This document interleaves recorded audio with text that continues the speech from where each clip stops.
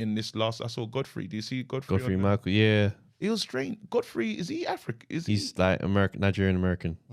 I was surprised. Yeah, there was some interesting takes. Should we play the clip? Play it. Yeah. Because there is a discourse that's kind of opening up lately. It's not going away. It's getting louder. It's an interesting one, yeah. It's getting louder. So let's play this one now. Nigerians, they do sometimes, Africans in general, some of them do think they're better than African Americans, which is bullshit. Right. Because it's not the truth, because Africans are treated like shit in Africa. Colonization. Yeah. England, France. That's why you speak in French, not because you special. Yeah. Because they came and sat on your shit and said, you're going to speak what the fuck we speak. Right. The Dutch, all of them, Italian, all of those European countries came and colonized you, treated you like shit. I mean, you go to South Africa, white people are calling themselves Africans, and they don't even look it. That's some gangster shit, don't you think? I am from South Africa. No, you're not. You're Dutch. You just didn't know when the fuck to leave. You see what I'm saying? It's fucked up. So that should tell you, and what African Americans have gone through, the fucking hell that they've gone through and still go through. How are you coming from that mentality and saying you thinking you better than them? Because you have an accent? Because for some reason, the white society in America tends to, Africa, he has an accent. It's a little different. It's like when you're British, like Idris said, when you have a British accent and you're black. Hello, I don't know. That's what I'm doing. Ooh, that's why they get to play us. Listen, British black dudes are playing drug dealers. I thought Idris Elba was from Baltimore. I thought he was. You know, he was like, yo, you motherfuckers don't understand. And then I'm watching BBC. You know, when I did The Wire, I studied the ghetto in Baltimore. You sound like Lord Baltimore, motherfucker. What the fuck was that? And then this Driss guy, there's another Driss. Yeah. Snowfall. Yeah. I'm thinking this motherfucker's like, yo, cuz. And he's like, you know, I took a, you know. The fuck is this, you know? Another, because I don't know what it is. Something about, this is just my theory, something about that black American accent. Hey man, fuck it. But hello. Oh. And we'll let Idris play that, but then when he gets back to his normal self, we get to hear James Bond. Yeah. You know what I mean? Yeah. But we don't want to hear that. It's something about that. I don't know. I think it's just a little weird. It's like African Americans go through hell, but everybody copies African Americans. Right. Everybody does. I've been to a lot of countries. You've been to a lot of countries. I've been to a lot of countries. You haven't been to a lot of countries? You're so Southern. Yeah. He's like, I mean, I've been to a lot of states. A lot of states. I mean, I go fishing over there sometimes. And I get my RV out of, like my grandma said, man, if you ain't got nothing to do, stay where you at. But listen, I'm saying when I've been to China, I actually performed. I was the first American to perform in Russia in 2018 in Moscow.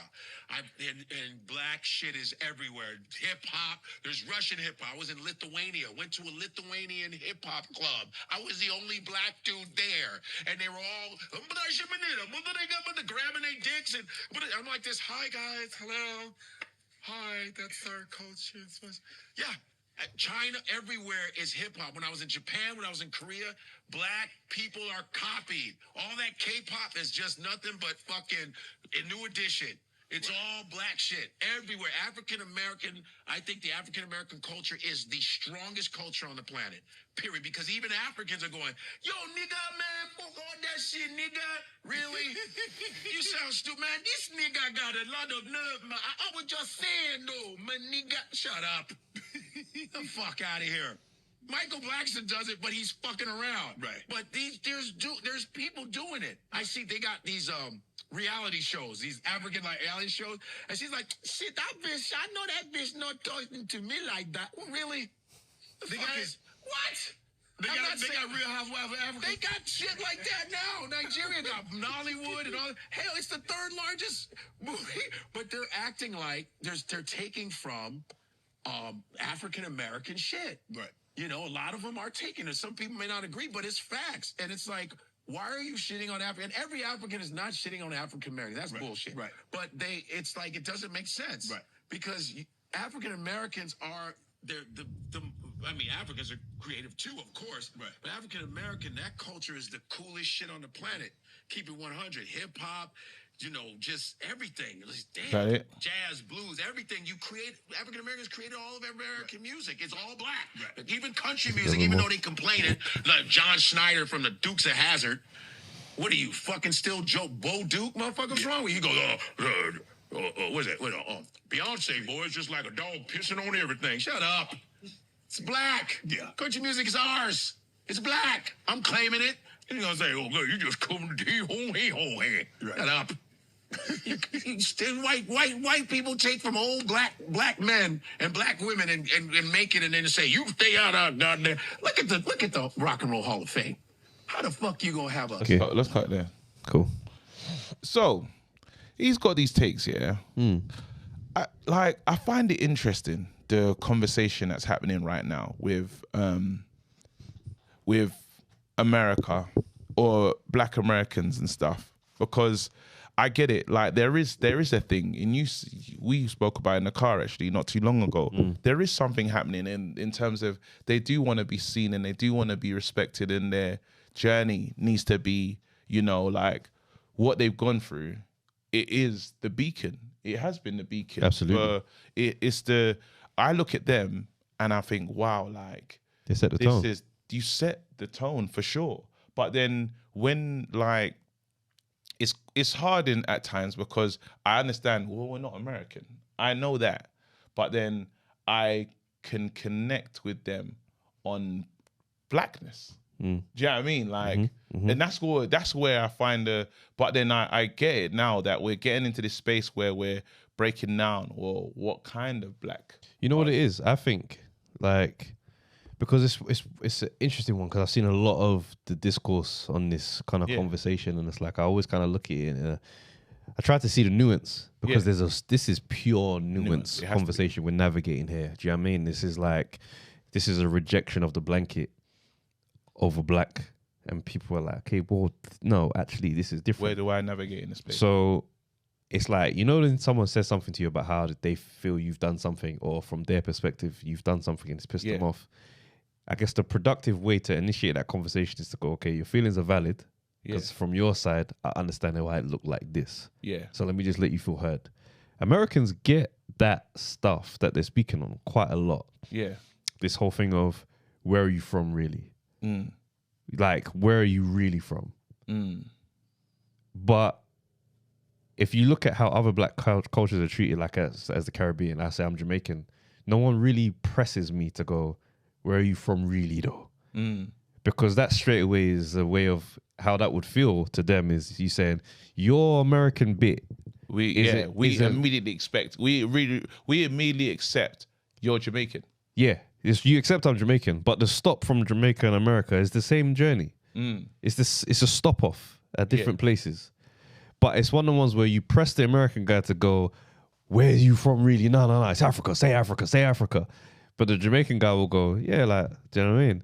The difference in probably how they navigate is that Jamaica will say, yeah, motherland over there. Yeah. But I don't know where in Africa. This is home. This is where I'm from. Yeah. But I think where I guess I feel empathy towards the Black American in that equation is how deep the history is in Black America. Like Black American history in America is generations and generations that go to slavery. Like, we don't, as Black British, we don't have anything close to that. We start talking about Windrush, and then we go into the Caribbean. 60 years. No, because there's been a disservice of our history. Yes, but what I'm saying is, for them, it's there. Their history is deep there. Yeah. No, but I think there's a thing that's happened here that I went to Liverpool and I went through that slavery museum thing in Liverpool. Yeah. The way England talk about, we have Black History Month, which is Black History Day at school. Yeah. It's Black History Day. Yeah. And you might see something. And what they show you is an American experience. That's right. Martin Luther King. They just show you, we don't know about Dark as Hell, Samuel Coleridge. We don't know about Michael X. We don't know about this.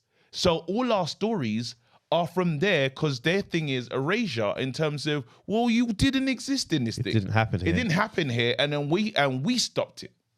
That's the right. storyline. It didn't happen here, but when it did end, it's because we said that's enough. No.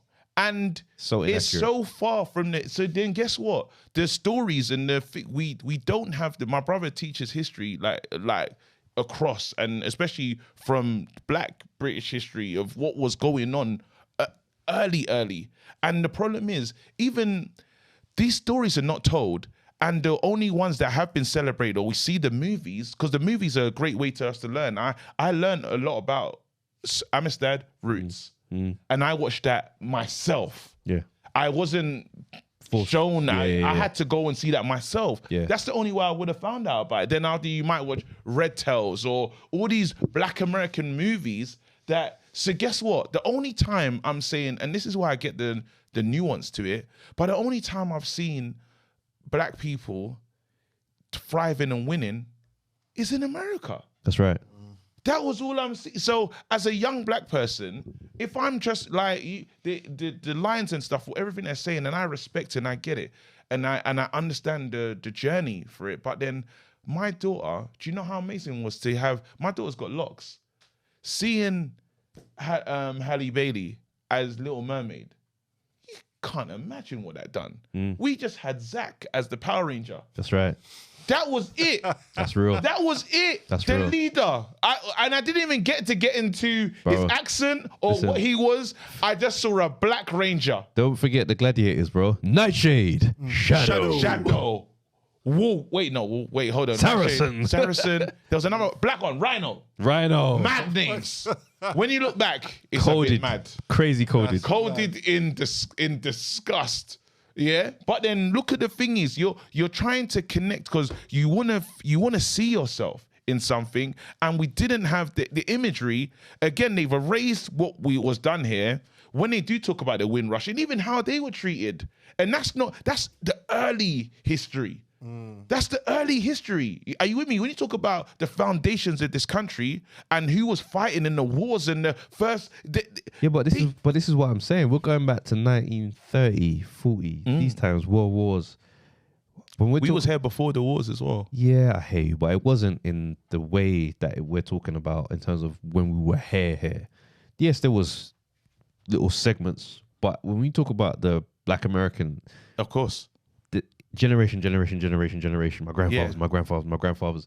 So when I say like their history is so deep in America, that explains why someone says, I'm Black American. Yeah, I respect that. That's it. It's here. So to that person, they're not hearing, but you're really from somewhere else. Yeah. Because it's like, at what point does a settled culture stand on its own?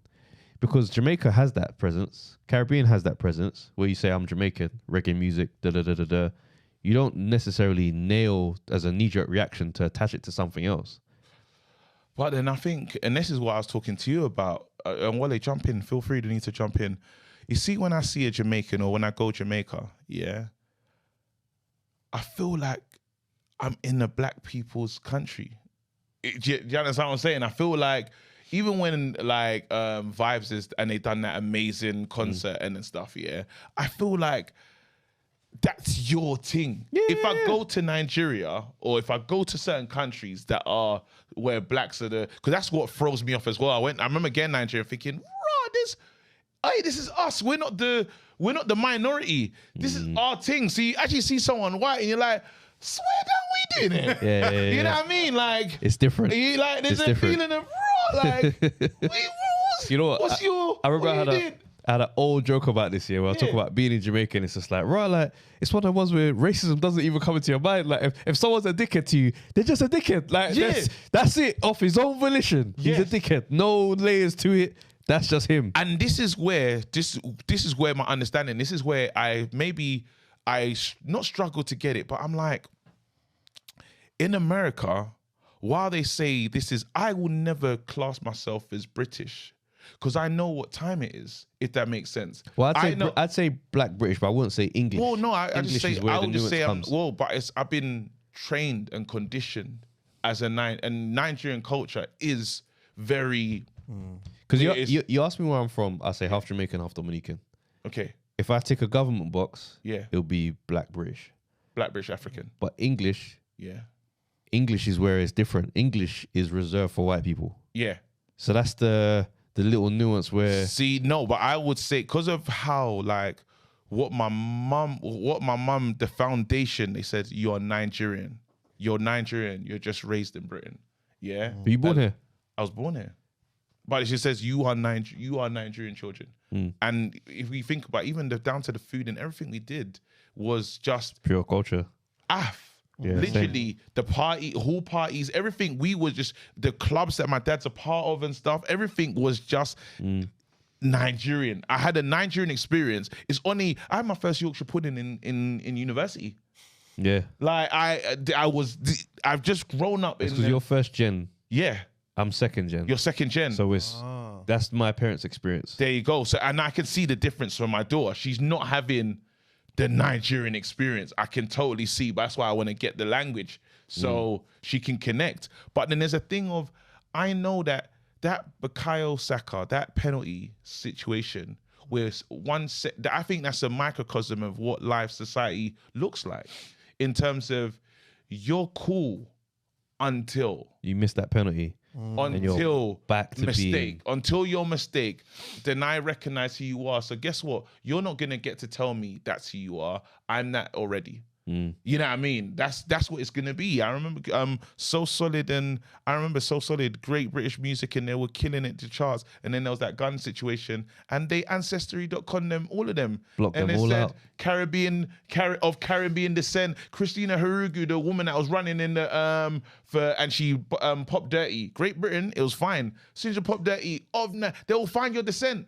Don't tell me I will tell you that is who I am from the beginning. My mum told me that. So I have that as foundational. It's the thing. I know what you're saying. It's like that was the point. I lost the point. In America, I don't feel the sense of that is their country because I get to witness. But they will always say, like, again, correct me if I'm wrong, but I think the power construct is what I'm talking about. They have this thing about being American first. That's what I was about to say. There's an overlap. They don't see, like, if you say, "Are you African?" They're like, no, I'm American. Like the African, it's almost like the African is just like I don't know. It's like it doesn't really exist to them in a way. Yeah, but I don't even mind that. I'm talking about the power. I'm talking about a power construct and seeing. I know there's corruption in Nigeria. I know that, but I'm talking about what I get to witness on a regular basis is someone saying to these lot, "You have no power here."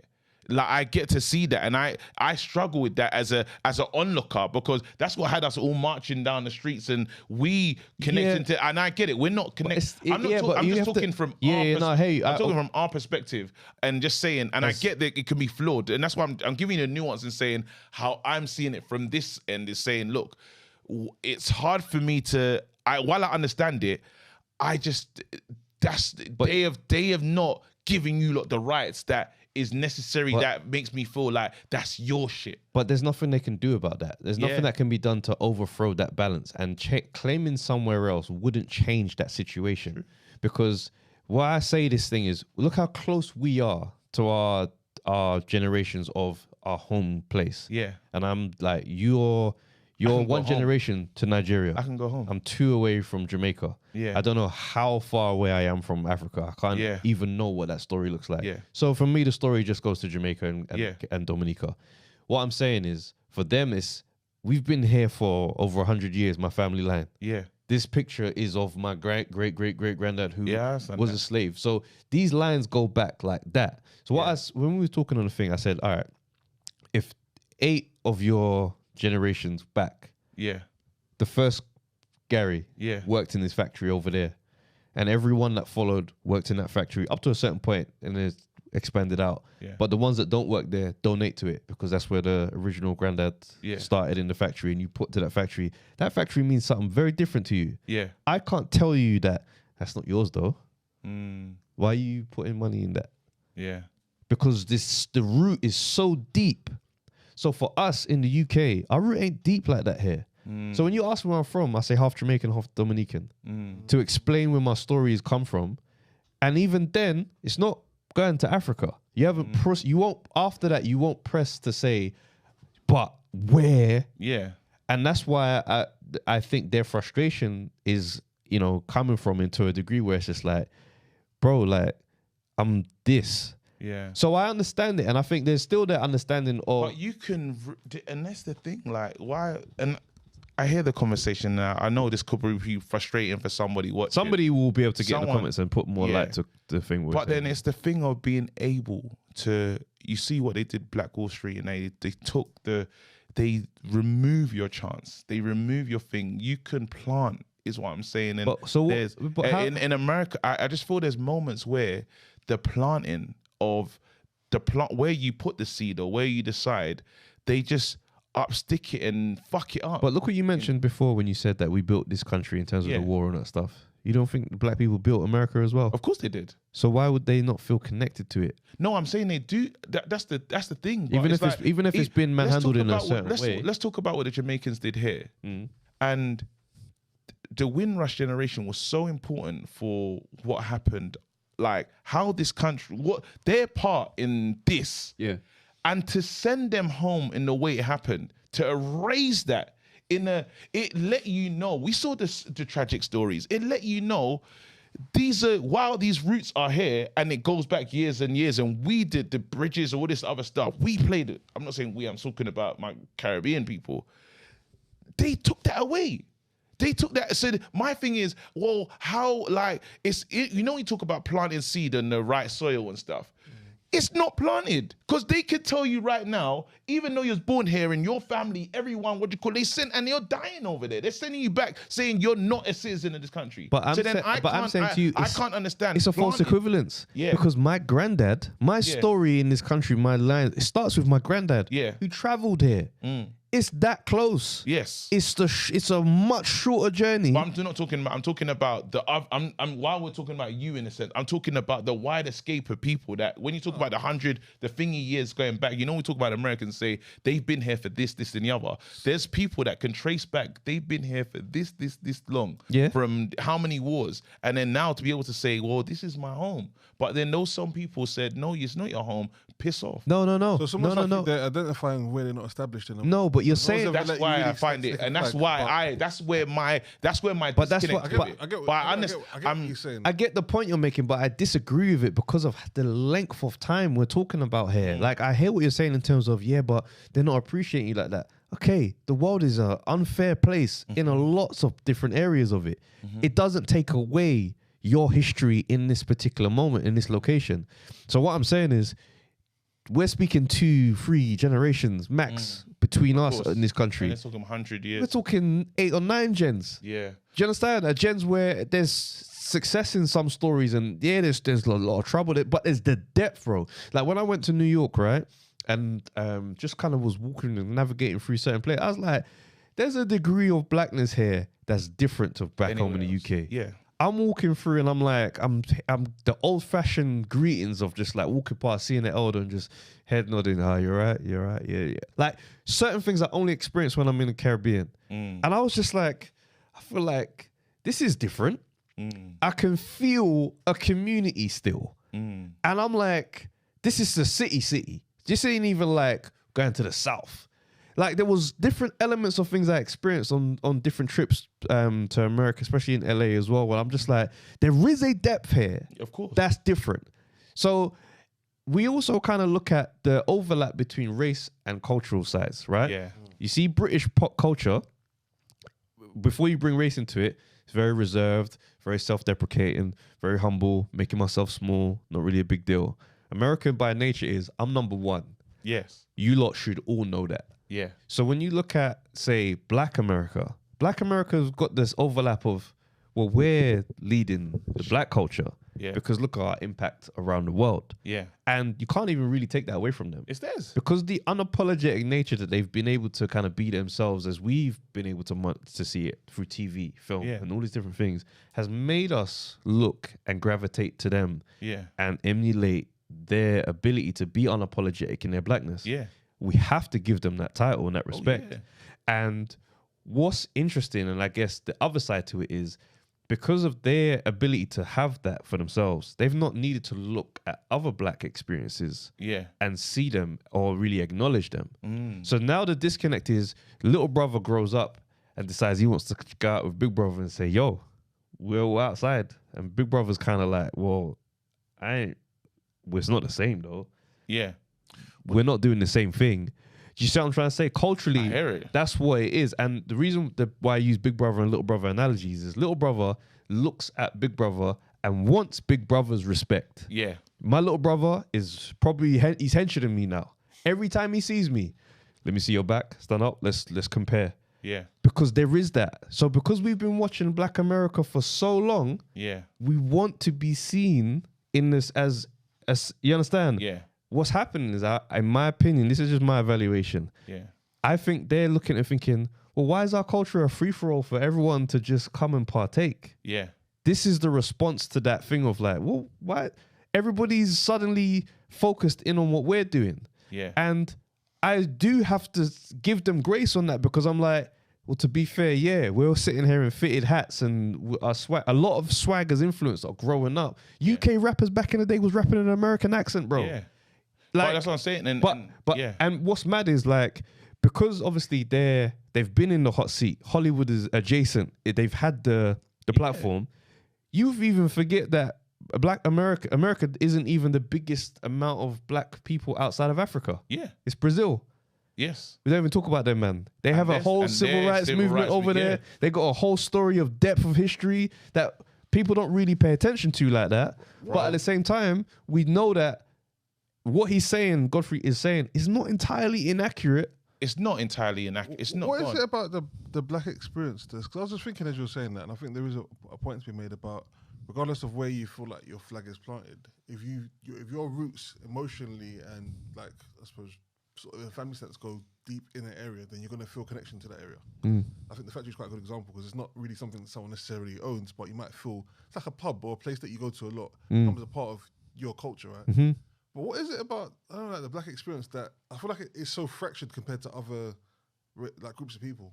Like, do other people? It's because of what happened with Africa, bro. Like the fragmented nature of what happened in Africa has left us in a very scattered presence around the world because there's disconnect from Africa, from places that have been established elsewhere. There's views of that Africans have of those who've been displaced. You have it on a different scale in the Caribbean, where if I go to Jamaica, I'm not Jamaican, I'm from foreign. Yeah. But that's a common kind of thing. But it's that displacement. London. Yeah. That's what I'm saying. It's like it's easy. But then, and this is the thing, that's why it's a funny one to grasp in a sense. And I get the Big Brother analogy. I think that's on point. But then I just think that what we sometimes miss out is the conversation of colonization, and we don't give it the importance that it's necessarily needed. Because we almost get to say, like, you're able to speak about a history and say it starts here, and then but I'll talk to my brother and say it doesn't start there, bro. We've been like, our history in Britain it goes way back, not even normal, like back. And the what with colonization and power, and with colonization, power, and just allowing and just erasure, because that's what's in the UK. Why it's so sad and it's so depressing, and we have our own battle to do. Because if my daughter can name American heroes, to this day she can do it right now. And I said, go and find. She's only finding out about Mary Seacole. We learned about her through I learned about her through Drunk Black History. Do you see what I'm saying? But we're hearing these things that is happening. These are new stories, which shouldn't be. And then they're even saying, get rid of them stories. That can't exist. Don't even, so now there's this thing of you're thinking your history begins here, and history does this thing that connects you to a place and says, well, this is mine. Some of this is mine. And what we're having right now is there's a lot of people saying, well, what is mine? I think there's a thing of now, and guess what we're fighting for? Because post-colonization and stuff, we're fighting for crumbs.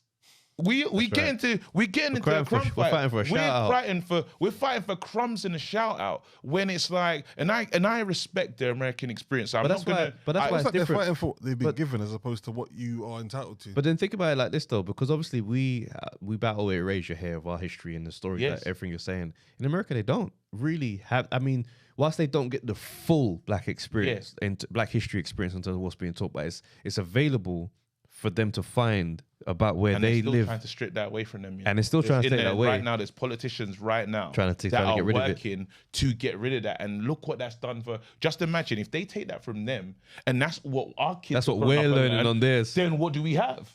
Are you with me? So there is something at play, and this is why I'm saying like we can do this thing, and I respect it because I get it's tough watching these black British people come over to a country and say, yo, I'm gonna do this accent and get on here.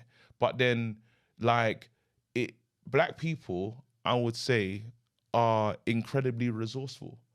Or I would just leave it because I'm speaking from a black experience. They're resourceful and they'll find a way. I know I'm not gonna bust in this place. What do I have to do to make a room for myself? Well, that's the thing. The nuance of that is Idris Elba doesn't become Idris Elba if he stayed in the UK. He never will. He had talent that was designed to be a superstar, and he had to go over there where it is a possibility. Never will.